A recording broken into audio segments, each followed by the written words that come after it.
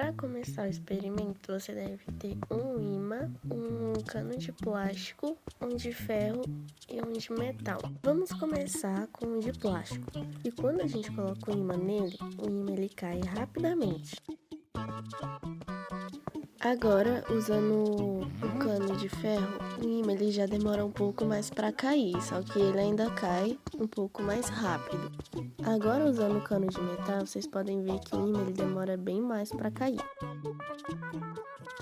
Isso ocorre porque quando o ímã cai através de um tubo metálico, o seu campo magnético variável induz correntes elétricas nos átomos do metal e essas correntes, ao mudarem o campo magnético, criam um efeito de frenagem que impede que o ímã caia tão rapidamente.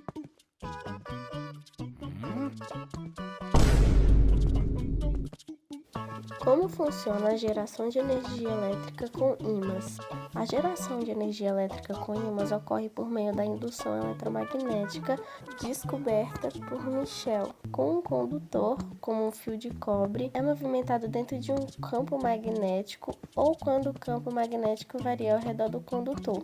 Uma corrente elétrica é induzida nesse fio, e esse é o princípio básico de funcionamento dos geradores elétricos, como os que existem nas usinas hidrelétricas.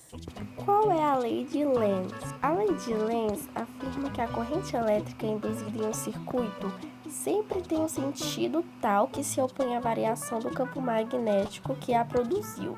Ou seja, a corrente reage tentando impedir a mudança no campo magnético, e isso é uma consequência da conservação da energia. Como se utiliza a lei de Lenz para determinar o sentido da corrente elétrica gerada? Para usar a lei de Lenz, você deve observar a direção da variação do campo magnético, se está aumentando ou diminuindo, e a partir disso, prever o sentido da corrente induzida. A corrente será gerada de forma a criar um campo magnético que se oponha à mudança. Por exemplo, se o campo magnético está aumentando em uma direção, a corrente será induzida para criar um campo em sentido oposto.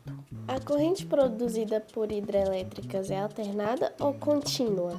A corrente produzida por hidrelétricas é corrente alternada. Isso acontece porque os geradores utilizados nas usinas giram, fazendo com que a direção da corrente mude periodicamente. A corrente alternada é mais eficiente para ser transmitida por longas distâncias e por isso é usada nos sistemas de distribuição de energia elétrica.